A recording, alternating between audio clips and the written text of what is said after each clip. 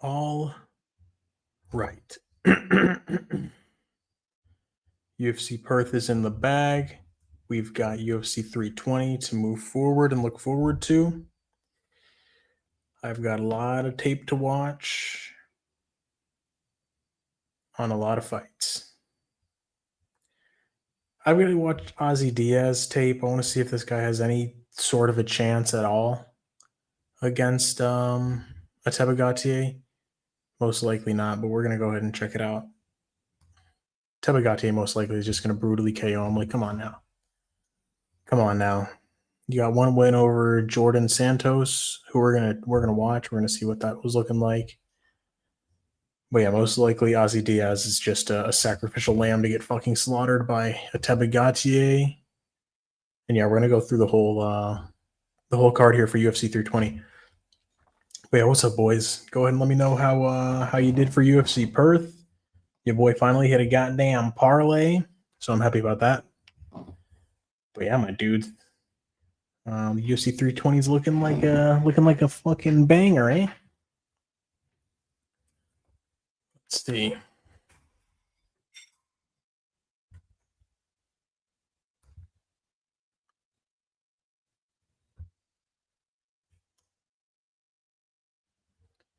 There's that.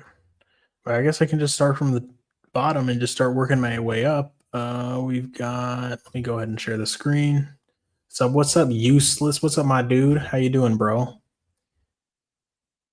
Hell yeah.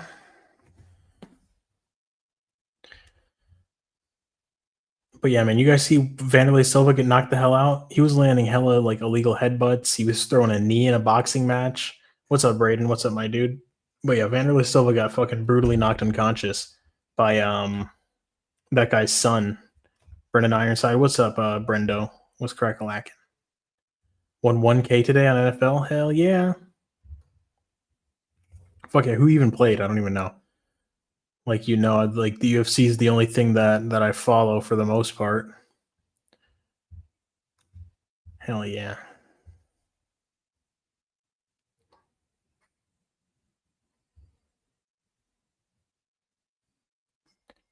I'm trying to pull up my live stream on my phone here.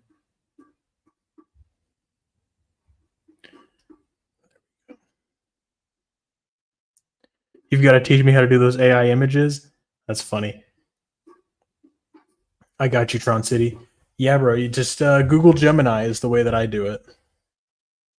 Bro, people really picking Benil over BSD. It's just because Benil had a good performance against Gamrot. That's what I would think that is the reasoning to that, even though he did get fucked up by Oliveira and Sarukian. But it's like, I don't know, man. It's like Rufy just had so little resistance and did so terribly that it's like, okay, is it because BSD is really good, or is it just because Rufy looked really shit? You know what I mean? Diapers ain't cheap. Yeah, that's true. Tron City, you could also ask ChatGPT to like write like an image prompt for you, because that's also what I did to help myself out a little bit. I ain't gonna shut up about it. My Magni pick was the call of the year. I even said the Darce choke was live. Damn, Brendo, I see you. Fuck yeah, bro. No shit, dude. Magni, but to be fair, the referee did completely fuck that up. The twin called the sub and everything. That is true, but the referee, that should have been a round one submission win for Jake Matthews. Like, yes, Magni wasn't out. He didn't tap, but it's like, bro, Robbie Lawler wasn't out when Ben Askren had him in that choke, and then Herb was like, oh shit, and Robbie was like, I wasn't out, and then the fight was over. You know, Herb wasn't just like, oh, he wasn't out, let me go ahead and restart the fucking fight. Nah, bro, that's not how it works. The referee stopped the fight. The fight was over. Jake Matthews won by a round one submission, and we got fucked over. But I am happy that Brendo did get his pick right, because that is a good pick, but it's like, bro, the referee fucked that up completely. And Jake Matthews, how is this motherfucker not just gonna have confidence in his striking against Neil fucking Magny, bro? Like, you just need to put hands on him. What are you doing, clinching, grappling, doing all this extra nonsense? Fucking believe in your striking and piece this dude up. You're faster. You're more athletic. I couldn't believe it. Wish I asked you what the B&B Savage call of the week was. Yeah, the Holmgang MMA show. Brendan Ironside, he killed it with that Magni pick. He looked in the future. Magny fight should be overturned like a Teba versus Brundage. Yeah, for sure. And that was Abdul Mansur Malik or whatever the hell that dude's name is. Thanks, Kizzy. I appreciate it. I'll give it a try. You see Vanderlei get hit by that dude with whatever was in his hand. I thought that he was just bare-fisted. I know that he had like the title on his shoulder, and then he came in, started punching Vanderlei in the back of the head, and then he clipped him like in that crazy exchange with what was going on. But also, to be fair, I don't think that Magny was unconscious. Yeah, that is true. You don't wake up that quick if you're choked unconscious. No, for sure. Magny was not out. That's not what I'm saying. Magny wasn't out, but neither was Robbie Lawler when Ben Askren got that bullshit win over him. You know what I mean? It's just Herb called it, made the mistake, and the fight was over. The referee called it in the Magny fight, made the mistake, the fight should have been over. But it is true. That would have been shitty for Magny, but it just ended up being shitty for Jake Matthews. So, you know, it is what it is, man. I mean, the referee definitely fucked that up. And it's like, who knows, like, the kind of adrenaline dump that Jake Matthews had thinking that he won. Oh, shit, I just won. And then it's like, no, we're still fighting. And Jake Matthews is probably like, what the fuck? You know, like, he switches into like a victim mentality. You know what I mean? Like, this is happening to me. Like, I got fucked over here. This is unfair. You know what I mean? That's not a good like mentality to be in when you're in a fist fight. You know, you can't be thinking shit's unfair. But yeah, no. Nothing Take lost a lot last night on Ulberg versus Reyes. You were on Reyes? Yeah, bro. That was Reyes just got put out sad. Like, he had no success in that fight. Like AJ said this, like in the first exchange that they went into, like Reyes just got put down and out. Yeah, that was brutal. The underdog tail was not meant to be. Bro, the cycle parlay, Matthews decision, Crute sub, Ulberg KO. So fucking close, bro. And Matthews just needed to survive, and he would have won the damn decision, man. I don't know why he just was fucking panicking and wrestling and just putting himself in shitty situations. Just stay on your bike, jab him up, move around. Like, come on, man. Did it again with Jenkins decision, Crute sub, and Ulberg KO. Bro, I cashed out like crazy. Fuck yeah, useless. Hell yeah. The ref stopped the fucking fight. Dumb ref. Yeah, bro. To be fair, Vanderlei's team threw the first punch that started the brawl. Dude, Vanderlei Silva was headbutting the fuck out of that guy. He threw a knee. It was a boxing match. He was like clinching him and throwing knees and elbows. Like, that shit was crazy. Exactly. Vanderlei headbutted their boy during a fucking boxing match. Exactly. Yes. So either way, Matthews or Magny gets screwed over in that situation. Absolutely. Yeah, bro. The referee completely fucked that up. He just needed to fuck off, not assume that Magny's out after being in a guillotine for 5 seconds, and then just pull him off at the end of the round. You know what I mean? Like, I don't know. That shit was terrible, bro. The referee completely fucked that up. Yep, that's exactly what happened, useless. What was the odds on the cycle tick? Yeah, let us know. Leg it up for the algo, boys. Hell yeah. Plus 1541. Sheesh. I fucking see you, useless. I had Cam Roston, Brando Perisic, Colby Thickness, Tom Nolan for like a plus 1,000 something.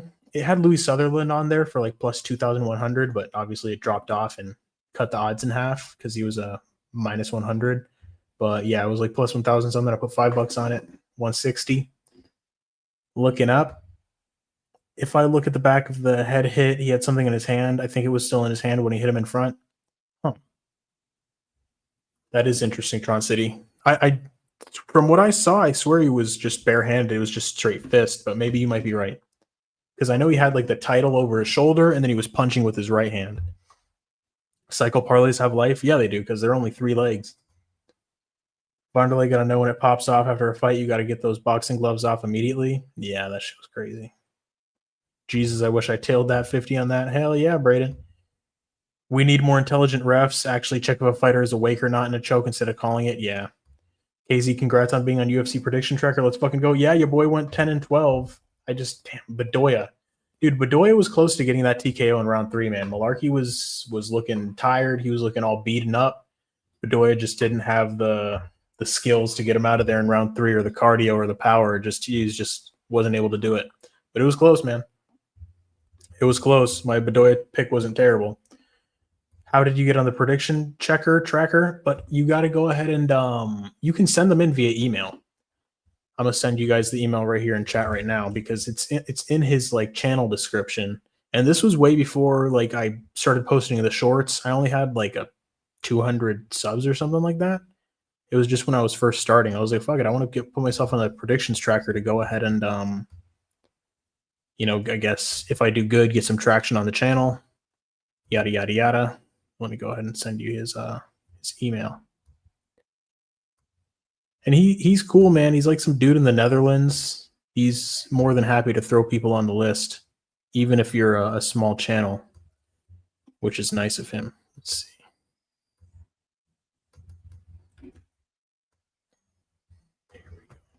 KZ is him. You did what's up, Raro? What's up, my guy? Good to see you. You went 10 and 12 as well, useless. What was the picks that you got wrong? I think you were on Petrosky. You were on Petrosky and Matthews, obviously. Everybody got Matthews wrong, bro. A couple of people picked Magny, including Brendo. I probably got to get my subs up, but I'd love to be on there. You don't need subs, that is true. Yeah, he'll just throw you on there if you submit your picks. You can just send them to him via email. That's what I do. And that's how I started. Did all of us go 10 and 2? I think so. AJ went 10 and 2. He was wrong on Matthews, obviously, and Reyes. Not gonna lie, Rouston deserved that bonus. I think he did get it. If I'm not, did he not get it? Am I wrong? Let me go ahead and check. I had a note on that. I know the 4 people that got the bonuses. It was Perisic, I think. Perisic, Ulberg, Jimmy Crute, and who else? Tom Nolan. Oh yeah, Roaston didn't get it. Damn, that sucks, man. Yeah, Roaston did not get it. He should have. They should have given it to him. I think that every finish should get a bonus, in my opinion. That's what I think. Like because Dana White says, I sell holy shit moments, right? Like a finish is a holy shit moment, so that should be rewarded in the UFC. You know? Petrosky went down bad. Yeah, he did, man. He wasn't able to get the wrestling going at all. I have Petrosky and Reyes wrong. Yep, Roaston is that guy for sure. Yeah, man, that was impressive from Roaston. Let's see. Let's go ahead and talk about the standouts of UFC Perth before we get into UFC 320. I did a whole recap video on I just uploaded it on the channel a little bit ago.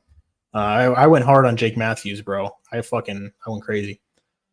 Well, let's see. Alexei Tainara looked good. Brando Perisic, yep, that was a great performance. Alicia Ellison just really didn't have much for him. Montague looked good. Wasn't able to continue her submission streak, but it is what it is. She still looked dominant. Really bad on the feet though. Michelle Montague needs to work on that striking, but she's already there with the wrestling and the grappling. Colby Thickness, damn bro, he barely pulled through, man. Josias Musasa was whooping his ass. The only success Colby Thickness had was when he was able to get it to the ground because Musasa just didn't have the grappling ability to get up. But his takedown defense did look good because he's just strong as fuck.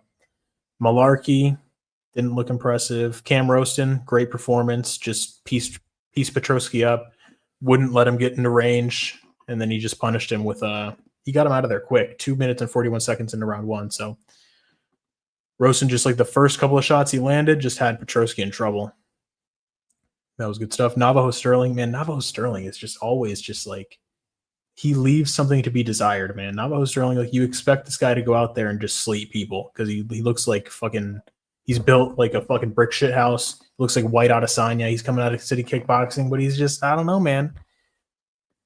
There's just something with Navajo Sterling that's like he's missing a factor. Like whether it's like mentality wise or just coaching or something, man. Like something, he's missing something. You know what I mean? I guess it's just like sharpness, like technique on the feet. Like, what do you guys think about Navajo Sterling? I know Braden was on Bellotto. He thought that Sterling was going to lose. Shit, I mean, he got a little hairy there for a little bit, but Sterling was able to come through. Tom Nolan got dropped early round 1, was able to come back, hurt Charlie Campbell, choke him out in the first round. That was looking good. Let me go ahead and catch back up in chat. I got Petrosky and Jake. The car that hit Gordon should have collided with Matthews. That's funny. Who is your favorite fighter of all time in MMA? That's a good question, Tron City. I really like Alexander Volkanovski. I would say, like, if I had to just make a pick off the top of my head, it would be Volk. But, like, yeah, I really like Volk. Volk's the man. I like Yuri Prohashka. I like Dustin Poirier. I like Tom Aspinall. Let me see. I got to say, too, Tom Nolan got that dog in him. Yeah, man. He got dropped bad, but he stuck with it. He kept going. How the fuck is Michelle a better wrestler than Colby Thickness? Well, because Luana Carolina is not a dude. That's why. That's how. So you know what I mean? Like that's how for sure. Michelle had the best wrestling out of everyone that night. Yeah, that is true. She did look great with the wrestling. Jimmy Crute looked good too. I think Navajo did all right, to be honest. Maybe we expect too much from him. Zhang Mingyang next. Oof. I think, man, that's a dangerous fight. Navajo just doesn't have power. That's the thing. Like, I feel like he does have power. He doesn't set it up properly. It's not like because like, you know, Israel Adesanya is always throwing the feints out there. Like Navajo Sterling doesn't have like a good feint game. It's like, oh, I'm coming from up here. Nope, just through the knee, the uppercut. I don't know, man. He just doesn't set people up. Like people see his punches coming. Because you know what they say, like all these fighters are like, oh, it's the one you don't see that knocks you out. It's like Navajo Sterling, you're seeing everything because he's like loading up like crazy, and he's like, I'm gonna fucking hit you with this right hand, and you're like, oh shit, the right hand's coming by, and then you know he gets you, but he doesn't like trick you. He's like a meathead, you know what I mean? He's like a meathead Adesanya. So yeah, no, I like that he went for the finish when he wobbled Bellato, just didn't get it. Yeah. Bro, Michelle has way better singles and doubles than Colby, no question.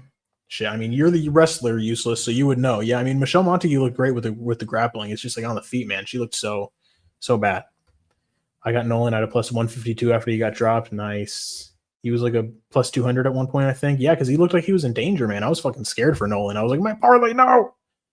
Navajo had good elbows in the clinch and takedowns. Yeah. It's just... I just want to see Navajo finish people. You know what I mean? I want to see him get the TKOs. I want to see him get guys like Tuco Tokos and fucking Urslan and Bellato. I want to see him get them out of there. You know what I mean? But like I said, like his performances leave something to be desired. I just expect more. I feel like he's not meeting his potential. Maybe he just isn't as good as I think he is or should be. What's up, Hernanov? What's crack-a-lackin', my guy? What's with the angry face? Thought I said hi to you. Let's see. Yeah, I saw you say yo. Like the stream for my boy? Hell yeah. I appreciate it. But that was Tom Nolan. He got the rear naked choke in round 1. Jeez. I keep looking at like round 1 of 3, so that's why I say 3. But what I forget the exact sequence that led up to the rear naked choke. Like he was able to drop Charlie Campbell on the feet with like strikes, right? And then he was able to take his back and choke him out. Or go ahead and refresh my memory if you guys remember what happened with Tom Nolan. Then Neil Magny getting that comeback win with the round 3 Darce. For fuck's sake, that. I just can't believe Jake Matthews really shit the bed that bad. Like, even with the referee's mistake, it's like you should be able to survive to a decision against Neil Magny. It's like the decision making in that last round was just fucking terrible. He just needed to stay away from Magny, land the jab, just piece him up, leg kicks, stay at range, not engage in the clinch where Magny is strongest. It's like, come on, man. Jack Jenkins looks good against Ramon Taveras. Taveras is he's really just a boxer, man. He's very one-dimensional. All he really has is boxing. He tried to wrestle Jack Jenkins at one point, didn't have much success, wasn't able to get the takedowns. He threw like one slow-ass head kick, I remember. You know, and Jack Jenkins was just able to utilize more weapons, more tools during the fight with his kicks, his punches, and everything just to piece Taveras up. He did get clipped at one point, but it wasn't anything, you know, too scary. But yeah, Jack Jenkins looked good. Jimmy Crute looked good. Like I said, his striking defense is a little bit of a liability, and if he wants to win this fight, he's got to get the fight down to the ground early and often, and that's what he was able to do, and he was able to get Ivan Urslan out of there with a rear naked choke in round 1. And then Carlos Ulberg just completely depressing everybody, knocking out Dominic Reyes. The underdog story was not meant to be. It just didn't happen. So Evan Elder was in the corner of Charlie. Evan Elder was supposed to fight Tom Nolan, but Elder pulled out, so Tom Nolan had to prove a point. That is an interesting way of looking at it. Yeah, because it's weird. It's like Elder was able to make it to Perth, but he just wasn't able to fight. Apparently, he had a leg injury, so who knows? Magny and Charles Johnson are too strong in the third round, man. Fuck. It's just like, I guess so, man. It's like they stay the same throughout the whole fight. Like most fighters, like they start up here, round 1, round 2, round 3. It's like Magny and Johnson, they're like round 1, round 2, round 3. So it's like as the other guys are like going down in round 3, they're still at the same as they were in round 1, and they're able to just take over. It was crazy, man. Round 3, Magny down on the scorecards as a mythical fighter. Shit, man, it's true. You might be right. He did it to Malott, he did it to Zaleski, and now he did it to Matthews. Went to my first UFC event yesterday. The energy was crazy. Fuck yeah, Bondi. I'm assuming that you're Australian, and I'm assuming that, a lot of the guys won. How pissed off was the crowd after the Matthews fight? I can imagine yeah, let me know. Tell us about your experience, Bondi, because that sounds pretty damn cool. I've never been to a live UFC event. I would definitely love to go one day. We'll see. We'll see when I get to do that. But yeah, they were talking about Ulberg running all week after Reyes got hit. He didn't like it and ran the whole first round. Man, bro, Reyes, like, I feel like the first time he got clipped, he was just down and out. I don't remember Ulberg hitting him before that. Like, I don't remember him landing clean before he actually knocked him out. Apparently, like, I looked at the striking stats. Reyes only landed 5 strikes. Ulberg landed 11 strikes. Like, these guys were just doing nothing until that finishing sequence. Like, they're obviously not doing nothing, but they were feeling each other out. They're putting out probing feints out there, seeing the other's reactions, testing, and yeah, man. Like the first time they actually came together and clashed, it's like Ulberg just slept him. Magny, a goated gatekeeper, yeah, he is, man. It's just every time you think that this dude's fucked and he's gonna lose, he just somehow just gets the win. It's crazy. It's uncanny. Neil Magny's ability to pull these upsets off. Facts or non-FJ? Hell yeah. Almost swept the card, man. We all thought Magny's arm went limp. We were devastated. Bro, fuck. The referee totally fucked that up, bro. He should have just let the round end, and then Matthews just gets back to his corner and just, doesn't have that moment where he's like, I won! Oh, fuck, I didn't win? The referee totally botched that, and it's very frustrating.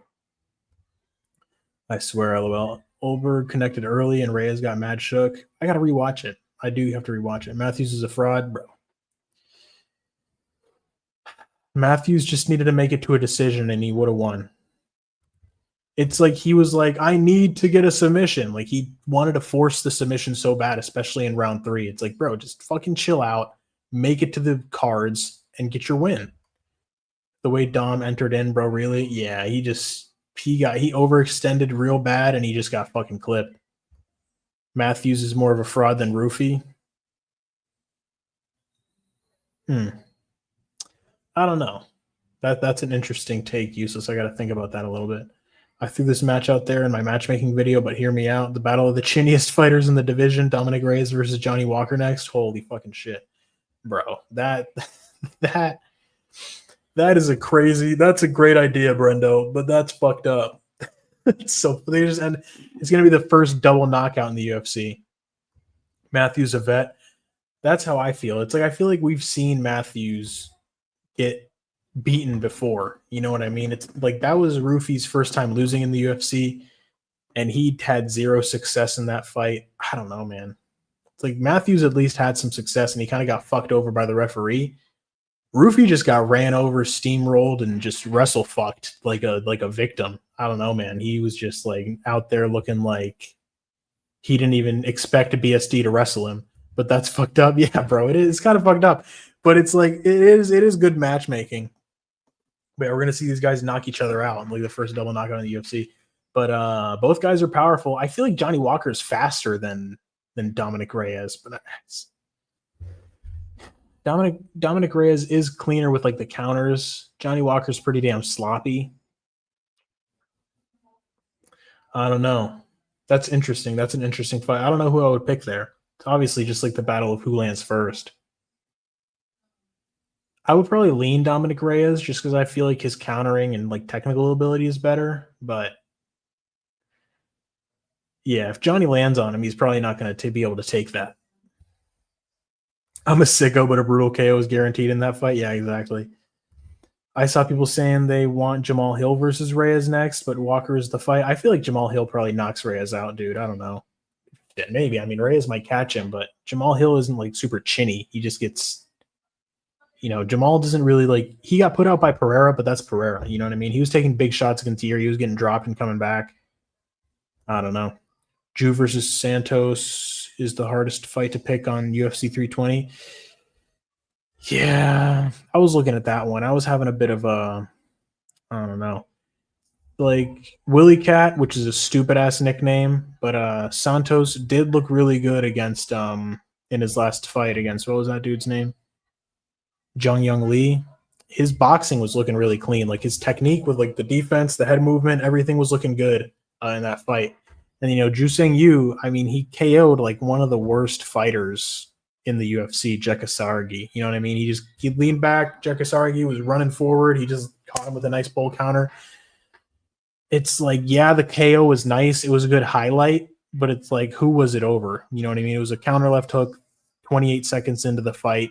It's like, it doesn't really show you that much. Like, it's like, yeah, it was a nice counter. It was a nice moment, but it's like, Daniel Santos showed 3 rounds of like good defensive boxing and like good decision making against Jung Young Lee, who, isn't as clean as Ju Sang Yu, but I don't know, man. I'm gonna have to watch some tape on Ju Sang Yu and see what he's looking like in the regional scene. But I'm kind of leaning Daniel Santos on that one, man. I'm not gonna lie. Both guys 5'7". Ju Sang Yu has the 4-inch reach advantage. But it's like, Daniel Santos isn't just going to run forward like a dipshit and just get caught with like the perfect counter. Like I highly doubt that. He's going to stay technical. He's going to stay clean. Jekasargi is just kind of a scrub, And Hill looks like he's 260 pounds right now. Bro, Jamal Hill is so fat, and he got fatter after the Achilles tear. I don't think that he's ever been able to like train the same since he tore his Achilles and got that surgery. I hit with thickness, so I'm happy. Fuck yeah. Big Ank time, unfortunately. I like Santos is just levels above what Ju has seen. Exactly. Still leading Ju Sang Yu, though. Yeah, boxing was clean. I watched 2 of his old fights, look pretty dominant. Yeah, I gotta check it out. I gotta look a little bit further into that one. But I'm leaning Daniel Santos just because of how he looked in his last fight. I was impressed with his defensive head movement and just how he looked in the boxing range. I did like it. But let me go ahead and pull this card up just so we can start running through it. There we go. We've got Veronica Hardy's fine ass and Brogan Walker. He's a minus 600 favorite. That's crazy. Is Brogan Walker? I got to look into her because looks like she's a Muay Thai striker here. But is she like a good wrestler? Is she like a heavy grappler? She's got no wins by KO. All 6 wins by decision. Sweet Jesus. She's got 1 submission. So it's safe to say that she can't finish a bag of chips. Veronica Hardy, I'm sure most of her wins are by submission as well. She has 1 TKO, 2 submissions. She's a bit of a better finisher. She got a heel hook in 2016. That's pretty impressive. Being able to get a leg lock. Yeah, most likely Veronica Hardy. I'm going to watch some tape on Brogan Walker just to see, but I mean, she's this minus 600 fucking favorite, so if she loses, that'll be a massive upset. Veronica Hardy, yep. Vanderford is a tough fight to call, I think. Yeah, I agree, because I was looking into it. I was like, yeah, Brahimaj should beat him, because Vanderford only beat Veretinikov, who kind of sucks. But it's like Brahimaj, like, he beat Billy Ray Goff, who isn't all that great. He's all right, but he's nothing like, not that great. And he beat Mickey Gall, who also isn't that great. Lost to Themba Gorimbo. Beat Michael Gilmore, who's not good. Lost to Court McGee, which is like, what the fuck are you doing losing to Court McGee in 2022? How old was Court McGee then? 40? He was 37, which I mean, I guess isn't that old, but still, Won over Sasha Palatnikov, who isn't that good. Got his ear ripped off by Max Griffin, which was like the nastiest shit I've ever seen. I don't know if you guys remember that. That was fucking gross, bro. Ramiz Brahimaj's ear was like hanging off of his head like a fucking strudel, like a strawberry strudel. It was just like horrific. Mark Smith was like, stop! This dude's fucking ear is going to fall off. And then they stopped the fight. But yeah, that shit was nasty. I remember that was like when I first started watching the UFC, like in the COVID era. And I saw Reyes get his ear torn off. I was like, oh my God. I wasn't ready for that shit. That shit was fucking nasty. But yeah, and then Vanderford, the only guy he's beaten is Veretinikov, who's just not good. So it's just like, fuck, man. It's two wrestlers. Brahimaj, if I'm not mistaken, trains with Bilal Muhammad. I might be wrong on that. Vanderford is slightly taller, has a slightly longer reach. This might just end up being a striking fight. I don't really see how Vanderford's going to just like wrestle fuck Ramiz Brahimaj, who's also a strong wrestler and grappler himself. So it might just end up being a kickboxing match. So I got to look into this and see who's a little bit looking cleaner on the feet. Because I don't know, man. Yeah, I got to watch some tape. Yeah, this is a card where I got to watch tape. Vanderford W incoming. You guys are on Vanderford. Yep. Hardy fight easy over. Yeah. I don't remember, thank God. It's funny. But yeah, Hardy fight. Yeah, I would say it's definitely going over. I mean, it's probably the odds are going to be fucking gross, though. You know, it's like going to be over 2.5, like minus 500, minus 600. It's going to be crazy. There's not going to be much value on that. So yeah, I mean, Veronica Hardy decision is probably just the method of victory there. Then she's going to end up getting some bullshit finish. But yeah, going along, we got Punahele Soriano versus Nikolai Veretinikov. I'm picking Puna by KO. I don't think Veretinikov is good, bro. I really don't. He went life and death with Francisco Prado, who also did not look very good. Got fucking destroyed by Austin Vanderford on the ground. Got us, went close with Danny Barlow, but it's just like, Veretinikov just isn't good, bro. He's just stiff. He's very stiff, very just like herky-jerky. I feel like Punahele is just going to come forward and just knock him out, just catch him with a big overhand and just sleep him. That's just what I see. Because we've seen Puna knock dudes out before. Puna! Oh, yeah, he knocked out Uros Medic. Got a good win over Miguel Baeza. Got submitted by Dustin Stoltzfus. But, that loss hasn't aged too poorly. In the moment, it's like, bro, you're getting fucking finished by Stoltzfus, but he's really not that bad. Really not that bad. Got TKO'd by Roman Kopylov. Not a terrible loss. Got a big knockout over Dalcha Lungiambula. Lost to Nick Maximov. Just got wrestle-fucked. Lost to Brennan Allen. Just got out-grappled, if I'm not mistaken. Got a KO over Dusko Todorovic.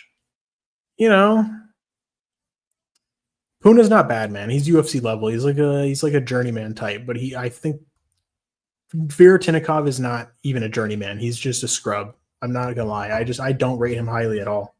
I really think that he's not very good. So I think that Puna is going to be able to get him out of there. I think that he gets the KO. He could even out wrestle him because Veretinikov has just shown weaknesses in that realm of MMA. And Puna's a big, strong dude. He's a lot bigger and stronger than Francisco Prado, the former lightweight. And then we've got Jakub Viklax, who I have no idea who this dude is. He's a KSW grappler. That's all I know. He has 10 wins by submission on his record, no KOs. So they brought in Patchy Mix, a grappler that's not going to be able to fuck him up on the feet. And they're probably just going to have a crazy grappling contest. Or Patchy Mix is going to try to keep it on the feet and win with his ugly ass striking. But yeah, man, I don't know. This is something I got to look at. I got to look into Jakub and see what he's looking like in KSW.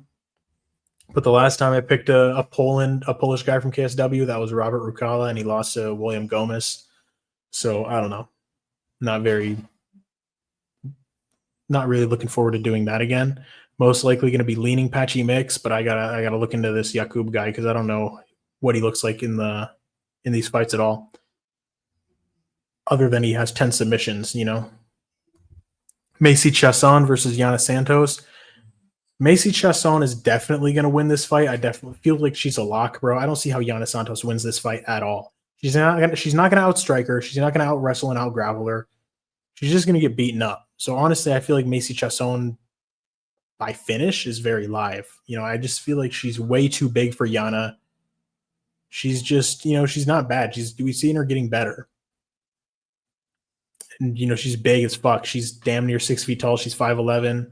Yana Santos only 5'6". She's going to look small out there. She's going to be getting bullied. It's going to be a bad night for Yana Santos, man. I feel like we see that Veronica Hardy is a minus 600. I feel like Macy Chasson should be a fucking minus 600, to be honest. Like, I feel like plus 225 or minus 225.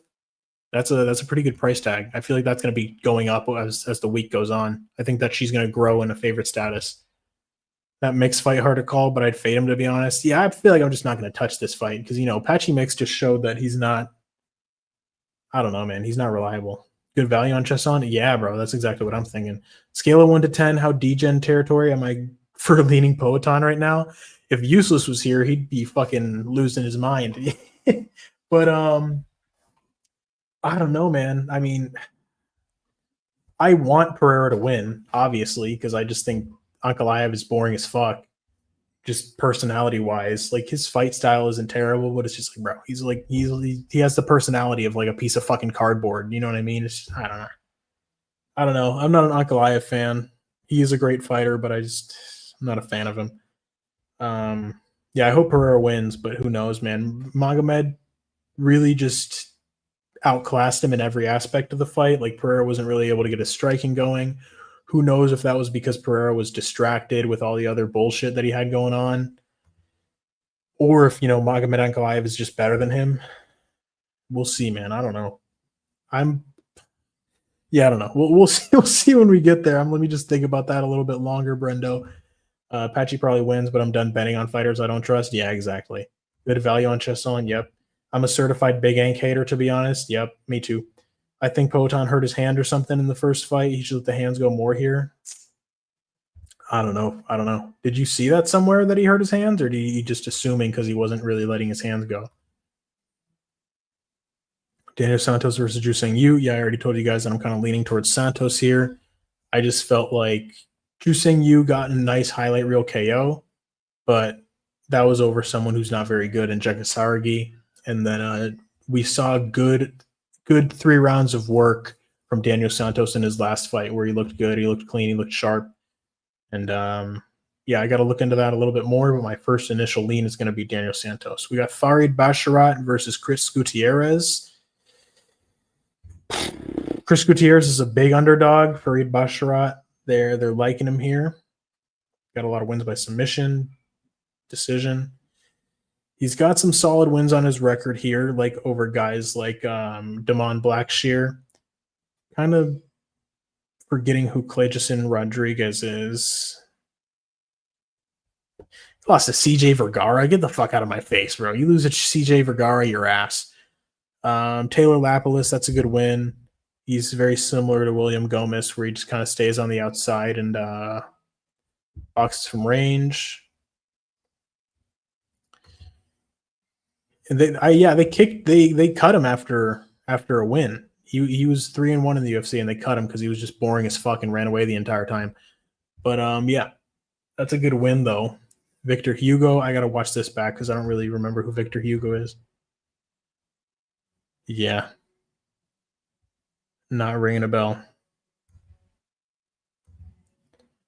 But yeah, Chris Gutierrez, we obviously know what this guy's game plan is. He's going out there to kick the shit out of your legs and run away the whole damn time. So we'll see. We'll see. This is going to be the battle of the wrestling versus the leg kick. So we'll see. I don't really have a lean on this one yet. I got to watch tape. I mean, Farid's a nasty, heavy favorite, so most likely he's going to get the win here. But Chris Gutierrez, those leg kicks could be a problem for Farid. We'll see. This is going to be a 135. Okay. So Chris Gutierrez's last fight was at 145. Am I wrong? Was that against John Castaneda? Yes, it was. Okay. All right, then we got Edmund Shabazian versus Andre Muniz. That win over Petrosky hasn't aged too well. Petrosky just went out there and got his ass whooped by Cam Roston. Shabazian wasn't able to get him out of there. Got a win over Dylan Budka, who's kind of meh. Yeah, he got cut after he lost to Shabazian. Got submitted by Gerald Mearshart. Got fucked up by Anthony Hernandez. And all these losses are where he gets taken to the ground and he just gets destroyed. Like by Brunson, taken down, destroyed. Jack Hermanson, taken down, beaten up. Nasser Idamavov fucked him up on the ground. Elbows from crucifix. We'll see if Shabazian's takedown defense is going to be able to hold up against Muniz. Muniz, I got to rewatch this. I got to rewatch these fights. I know that he's broke Jacare's arm, which was crazy. Got KO'd by Ikram Alaskarov, but Ikram Alaskarov is a different level than Shabazian. He beat Jin Young Park by split decision. It's a good win. The Iron Turtle. I remember he got dominated on the ground by Paul Craig. Paul Craig took him down and fucked him up. Yeah, Tebigatier, Ozzy Diaz. This is just a sacrifice fight, so Tebigatier can get another knockout win. Joe Pyfer versus Abus Magomedov. I like this fight. This is an interesting fight. Joe Pyfer does have better cardio, but Abus is a good striker. But he usually tends to gas out. Let's see. Let me go ahead and get back into chat. Yeah, both. I saw a few people saying he broke his hand early in the first fight, and him not throwing hardly any punches made me believe it. Yeah, because Ankalaev did also have him kind of freezing up a little bit because Ankalaev was landing good shots. Ankalaev was fast, and he looked very dangerous in that fight. He was landing big shots. Not playing Chris as a dog. Yeah, I wouldn't really bet Gutierrez either. LOL big ank time, lock in, easy big ank win. Unfortunately, you might be right, as much as I hate it, Hernanov, because Ankalaev, bro. Great fighter. Boring as shit, just like Mafsar Evloev and his 0 fucking finishes. This is a difficult card to predict, to be honest. Yeah, definitely, for sure. Yeah, I went 10-2 on UFC Perth. I hope I go 10-2 on this, or 12-2, I guess. But shit, bro, this is gonna be tough. I'm gonna do my damn best, but it's gonna be tough. Moves so fast. Yeah, like I don't think Chris leg kicks will be that effective. Yeah, Fareed Basharat is fast. That name's hard to take serious. Patchy. Yeah, I can't trust Gutierrez. Yeah, I feel you guys on that. Yeah, Patchy Mix is such a dumbass name, bro. It's like, just sounds like a stage name. I doubt that his actual name is Patchy Mix. Isn't it Patrick or something? Yeah, Patrick Mix. That's his actual name, Patchy. Get the fuck out of here, Patrick. After you got your ass whooped by fucking Mario Bautista and sold my shit, I'm gonna call him Patrick Mix now. You lost the nickname. You're not allowed to be called Patchy anymore. But yeah, Joe Bodybags Pyfer. He's gonna turn off the body cam and he's gonna beat up this this immigrant. No, okay, let me let me chill out. All right, but yeah, Joe, I hate Mexico Pyfer is gonna beat up fucking Abus and Magomedov for the most part.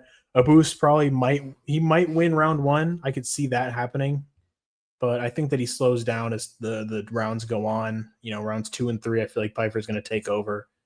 Then yeah, he's live to get a TKO later on in the fight, as long as he actually opens up and fucking lets his hands go. But if he's just tentative, Magomedov might freaking steal a 29-28 decision, man. I don't think so. It's highly unlikely, but it's just like, bro, Joe Pyfer was not letting his hands go against Kelvin Gastelum. I'm assuming that he's going to be a little bit more, you know, willing to let them go against Abus Magomedov.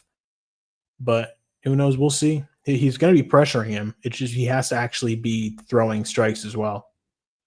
But yeah, the pick is going to be Pyfer. But it's like, am I going to bet it? Am I going to bet Pyfer by KO? Am I going to bet him by decision, submission? I don't know. Because Pyfer does have a decent amount of submissions on his record, doesn't he? Okay, 2. There are 3, I mean. I don't know, man. The pick is Pyfer, but I don't know if I would bet it.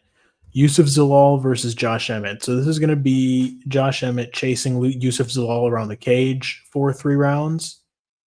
And Yusuf Zalal is going to be shooting takedowns and just sticking and moving the entire time like he did against Calvin Kattar.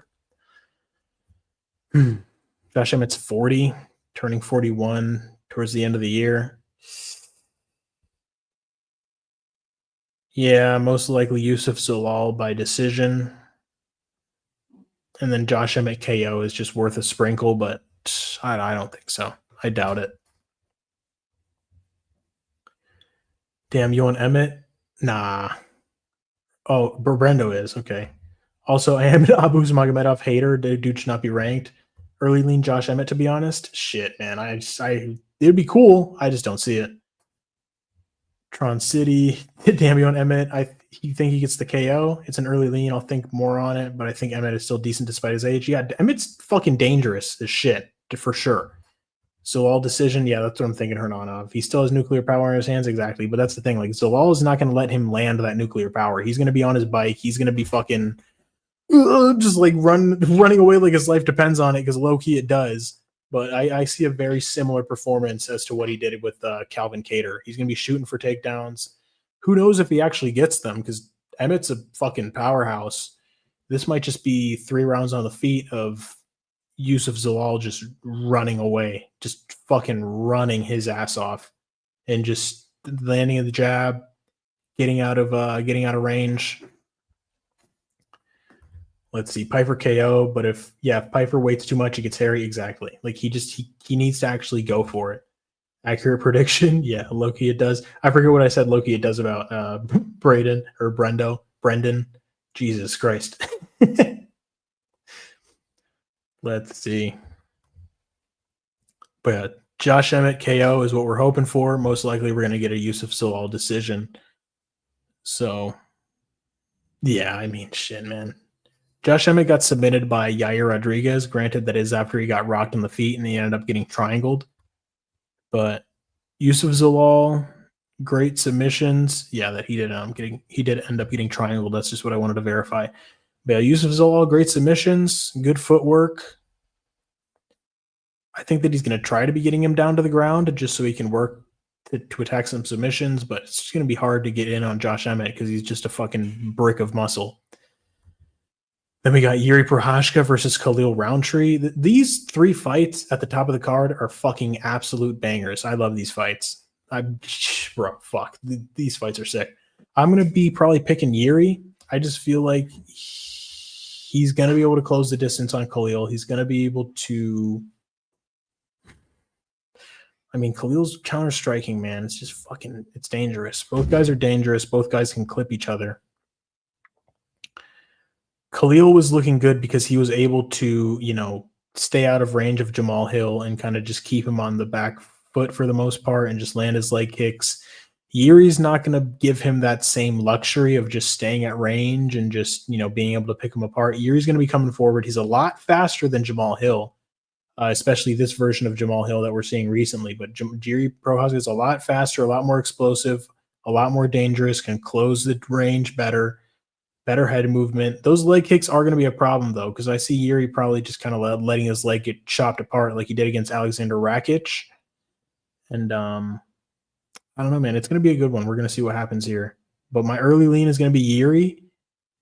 But it's not like I'm completely counting out Khalil either, because we've seen Khalil. We see how good he looks. But yeah, I'm going to pick Yuri here, but we'll see. I'm going to watch some tape and see if I change my mind, but early lean is going to be Yuri. Then we got Merab Dvalishvili versus Corey Sandhagen.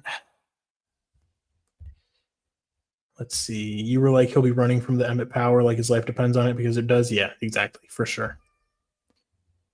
Cats are meowing. Yeah, Yuri is a weird matchup for Khalil. Yeah, exactly, for sure. Yuri by White Samurai shit. Yeah, exactly. Hill is the perfect matchup for him, to be honest. Yeah, because he's just so flat-footed. He's just stands there, kind of waits. And, if you're just going to wait, Khalil's just going to leg kick the shit out of you and just stay at range and land big shots. Yeah, Yuri's not going to be standing and waiting. He's going to be taking the fight to Khalil, and it's going to be a hard night for both of them. But yeah, we got Merab versus Corey. As much as I want to be like a fucking hipster and be like, yeah, Corey's going to land the knee. Corey's going to get him with the front choke. Corey's going to land elbows and cut him up. It's like, even if he does do all of that, Merab most likely is going to fight out of it. Hey, baby, what's up? ¿Qué haces? All right. But yeah, Merab's most likely just going to do what Merab does, and he's just going to pressure fuck Corey. Corey's going to slow down as the fight goes on, even though Corey does have good cardio, man. I mean, we don't see him completely gassed out in these fights. He can wrestle defensively. He does have good submissions, but it's like, I just can't convince myself that Corey Sandhagen is going to get it done regardless of how many weapons he has. He is a dangerous fight. Like, it's not like I'm just saying, yeah, Corey Sandhagen's like, some people are just like, Corey's just going to get fucking destroyed and he's going to put up no resistance. I don't think that's the case. I think that he could hurt Merab on the feet. I really do. I think that he has the opportunity or like the ability to land shots on Merab. But it's like, will it be enough to stop him? I don't think so. I think he's going to land good shots. I think that he's going to, have his moments. But it's just Merab's going to be coming forward. He's going to be landing strikes of his own. He's going to be in Corey's face. He's not going to give him any opportunity to breathe. He's going to be obviously going for those takedowns constantly. I don't know, man. It's just like Corey, he is a good fighter. He is a smart fighter. He's a technical fighter. He has a lot of tools. The knees in close are dangerous. The elbows in close are dangerous. I don't know, man. It's like I'm leaning Merab, but it's like I'm picking Merab and I'm leaning Merab, but it's like something in the back of my head is just like, oh man, Corey could be the guy to get it done. You know what I mean? Corey could land the knee. Corey could cut him open with the elbow. Corey could leg lock him. He tore apart Davison Figueiredo's leg. He tore apart TJ Dillashaw's knee. It's like the KO over Frankie Edgar, like that's not much. That doesn't mean much. It's like, yeah, he landed a flying knee over a washed Frankie Edgar. What else are we looking at? He out-wrestled Cheeto. He out-wrestled Rob Font. Lost a lackluster decision to Umar Nurmagomedov. Stopped Song Yadong with elbows, doctor stoppage. He did win that TJ Dillashaw fight, by the way. That was a fucking robbery. He totally won that shit. And he was whooping TJ's ass, and TJ was just holding on to him for dear life. But, man. Yeah. I don't know. Tell me what you guys are thinking about talking me out of sprinkling Corey. Bro, fuck, I might be talking you into sprinkling Corey. You know what I mean? Merab said 90% of the fight he will strike, talking like Bilal. I don't believe that. Yeah, 90% of the striking is going to be to set up the takedowns is what it is. Corey's only chance is by a flash KO. Yeah, via flying knee or spinning wheel kick or a cut causing a doctor stoppage. Yeah, like I like the knees more than I like the spinning shit. Like I think the spinning, like Corey shouldn't throw any spinning kicks in my opinion. Like just stay grounded, stay ready to defend the takedowns, throw shit up the middle, uppercuts, knees, elbows, just in clinching range. I reckon Merab will catch him in a scramble with another choke. Man, it's just like Corey's good at scrambling, though, man. It's just like I am not trying to tell you guys that I'm picking Corey Sandhagen, but it's like Corey Sandhagen is a good fighter. It's not like you guys aren't just going to sit here and tell me that Corey Sandhagen sucks. He doesn't suck. He lost to Petr Yan. He lost to Umar. Got a robbery loss against TJ Dillashaw, but it's like, bro, he beats good fighters, and he beats them impressively. All right, Gunnar KZ with the Latina baddie saying, Te amo. Hell yeah, bro. Corey's dangerous on the feet. Yeah, he is. That's what I'm saying. Is Merab on EPO? Possibly. Corey ain't leg locking Merab. Yeah, I don't think so. It's not likely, but it's like, fuck, man, he's dangerous. He's dangerous in all areas. He's dangerous in the grappling. He's dangerous on the feet. I feel like Corey Sandhagen is a tougher matchup for Merab than Sean O'Malley. I feel like that's not crazy to say because Sean O'Malley got fucking just dog walked. Corey Sandhagen has better defensive wrestling than Sean O'Malley. Maybe potentially has better cardio. Yeah, he trains with Ryan Hall. Shit would be crazy. Yeah, man. I mean, shit. In our dreams, it happens. Yeah, exactly. Yeah, I think like betting on Corey by like just finish is a viable way to do it. Just a little sprinkle, obviously. But it's like it's most likely going to be Merab. Like it's fucking damn near impossible to count him out. And he's just an absolute monster, bro. Merab's a fucking animal. I think Merab is live for another sub, to be honest. Yeah, Bondi says the same thing. That is an interesting take from you guys. I mean, what would it be like? It would just be like the same kind of submission that he caught O'Malley with, like kind of like a north-south choke, like a guillotine or something. I put a couple of euros, fun, but also, yeah, for sure. It's like Corey has a chance. Corey does have a chance. It's not like he's just a sacrificial lamb just to be put out here and fucking destroyed. I mean, we'll see if the fight happens. If he just gets destroyed, I'll just be like, damn, bro, Merab is just Merab's different. I mean, we know that Merab's different, but we're gonna see like Merab is really, really, really different. Like this motherfucker is crazy.